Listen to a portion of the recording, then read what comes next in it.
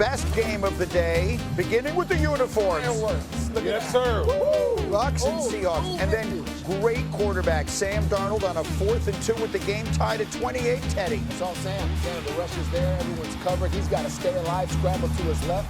Great play by Sam Darnold. But back comes the answer. Again, these guys in the same draft class in 2018. Baker for Emeka Egbuka. Shefty, is he the rookie of the year? Not even close right now. He's running away with it. 7 catches, 163 yards for Egbuka. Then it's Baker, as only he can, buying time. Cade Otton, first down Bucs. Minute and 15 to go. Bucs at the Seahawks 11. Tearing them up. Spectacular, right? And look at him again, buying time and finding the touchdown. The rush can't get there. Seattle DBs, it was an infirmary ward. There were 4 of them down. Baker took advantage. Man, just this offensive showcase, just explosion. Great to watch. Mayfield threw for 379 yards. Darnold 341, but then critical mistake. Wow. The ball bounces off the helmet of Logan Hall, and it's intercepted by Levante David. No relation. Linebacker. No relation to Larry. Darnold, the 4 touchdowns, but that's a critical interception. That was funny. Think about it. 3 seconds left. Chase McLaughlin, 39 yards. And it's over. The Buccaneers steal an incredible road win, and that's what Todd Bowles' team does. You want to talk about having the clutch gene? All 4 of Tampa's wins have featured game-winning drives in the final minute of the 4th quarter, the most such wins through the first 5 games of a season since the merger in 1970. So, Teddy, I'll let you pick up on what you were saying before. We were talking about Dak for MVP, Baker Mayfield. Baker Mayfield is in the conversation, definitely. It's early for MVP talk. I mean, that's just the way I am. I am a voter. I try not to get into that, but the way Baker made that Seattle defense look, who was playing very well. I know they were down, multiple DBs down, but this was the type of game, fellas. I played in these where both sides of the ball, you go to the sideline defense, they say, we just need one stop. One stop because that's going to be the game. Right. Levante David made a great play in the end, but Baker Mayfield, both Baker Mayfield and Sam Darnold played great. All right, these 2 young receivers, Jackson Smith and Jigba for the Seahawks and Egbuka for the Tampa Bay Buccaneers. We're looking at a quarterback, wide receiver combos on both sides. It's the future of the league. Those 2 receivers were teammates at Ohio State, by the way. Both these teams are legit, right? The questions up there are legit contenders. They're both legit. Absolutely. Obviously, so much respect for the Tampa Bay Buccaneers going on the road in that environment, but I'm not dismissing the Seattle Seahawks at all. The way they play defense and Sam Darnold, the way he's playing the quarterback position, they will be in the NFC. Yeah, like I'm watching, I'm thinking Baker Mayfield's playing as good as anybody, like out of his mind, right? Yeah. I mean, reminds me of Brett Favre. I mean, it really does. And then on the other side, I'm like, holy cow, Sam Darnold's actually playing better. Right. Like, unreal. And then he had the unfortunate interception.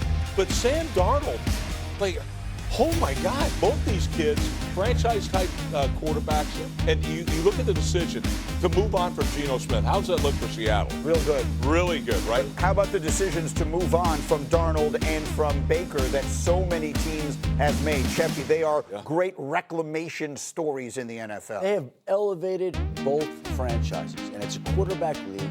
We're not saying anything that anybody doesn't know, but Baker's become one of the top quarterbacks in football, and the Buccaneers have won 4 straight division titles, maybe a 5th this year. The Seahawks look like they are a more dangerous team with Sam Darnold. I can tell you, with that organization, they love that guy. They love his leadership. They love the way he throws the football, and it's on display each week. So these are 2 guys who have been cast off in other places, who have resurfaced and revived their careers and revived franchises. You know, we've seen guys struggle with new offensive coordinators. Baker Mayfield now, he's really struggled. 3 different offensive coordinators in 2 3 of them are years. head coaches now. Has more touchdown passes than anybody. Yeah, he keeps getting head. Baker cooks I head want to be a coaches. damn offensive coordinator for Baker Mayfield. When Baker's cooking, he makes head coaches. Let's run the hurry up. So many good games yesterday. Lions, an easy win over the terrible Bengals. Teddy, are the Lions the team to beat in the very competitive NFC North? Man, Rex is going to love hearing that. I love these bullies. I just love the way they play football. And I am so excited to watch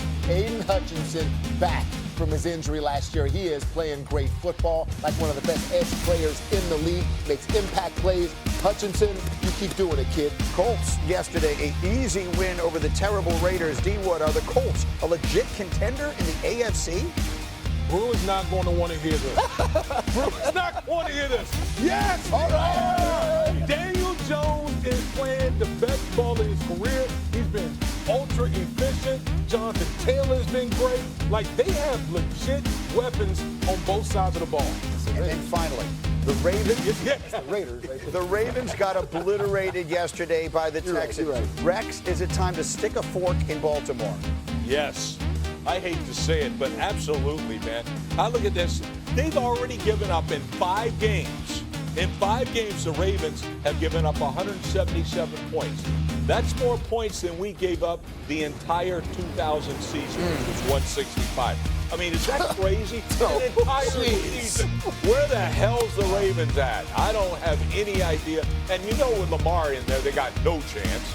You know, so how many games he's out for? You just put an L by it. Well, let's find that out. They host the Rams this week. Again, the Ravens are sitting at 1-4. They host the Rams this week. Then they have a bye. Do we expect Lamar to play? Well, follow the breadcrumbs. He hobbled out of Kansas City a week ago. He didn't practice all of last week. He was ruled out on Friday. They have a bye week after the next game. And so I'm sure they're not giving up hope that somehow he can make it back this week, but it's a hamstring injury, and he can get 2 weeks of rest if he misses this 1 week of time. So we'll see how he's feeling. He's going to want to play, but I think it's going to be tough. And there's You know how it is. We already thinking in the about training room. How it is in the training room when you got 1-4, 1-5. Injuries take a little bit longer to heal. It's like, Lamar, how you doing? You missing this? Oh, I'm not doing too good. Well, look, here's the bottom line. But they got a lot of injuries. Cindy, those numbers popped up there really quickly. Las Vegas is telling us, ESPN Bet is telling us that the Ravens are still the favorites to win the AFC North. That's not a misprint. I'm not misspeaking. Sure. ESPN Bet still has them as the favorite. Cincinnati is done. Cleveland is done. Hold on, D-Wood's about to put money on Pittsburgh. Are we buying the Steelers? That's the question, D-Wood. Are you buying the Steelers? Because if you're not totally sold on them, maybe the Ravens with 9 wins could still win this thing. Yes or no? Yes, by default. Like, did we not just see what happened in Baltimore yesterday? The Houston Texans, with that, I'm just being kind, with that offensive line, went in there and looked like the greatest show on turf against the Baltimore Ravens, put up 44 points. 44! And you expect me to still buy into the Ravens as the AFC North? No, forget about it. Okay, so said he knew who to pay.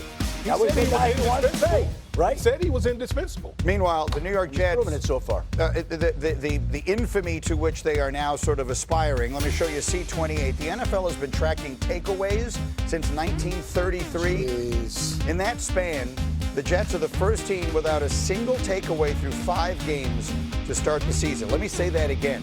It's almost 100 years. D-Wood, you can't even look. They're the first team ever to not force a single takeaway in the first 5 games. D-Wood, that's your team. It's my team. It's Rex's team. What do we say about that That ain't team my today? team. Yeah, it looked like it. I can't even put my name attached to that. That was like an embarrassing performance by the Jets. They should, like, I could easily get on Aaron Glenn, but I'm going to the players. Do you have any pride in that locker room?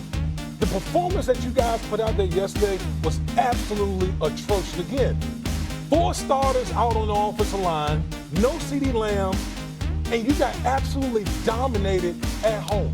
You have actually been looking worse since the Pittsburgh Steelers game in Week 1. That is not the way to go if you're the New York Jets. Like, I'm ashamed.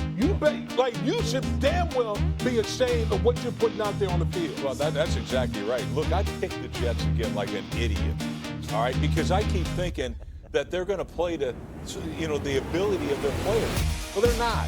And so to me, look, and we've seen a team, Mike Vrabel comes in. Who changed the culture already?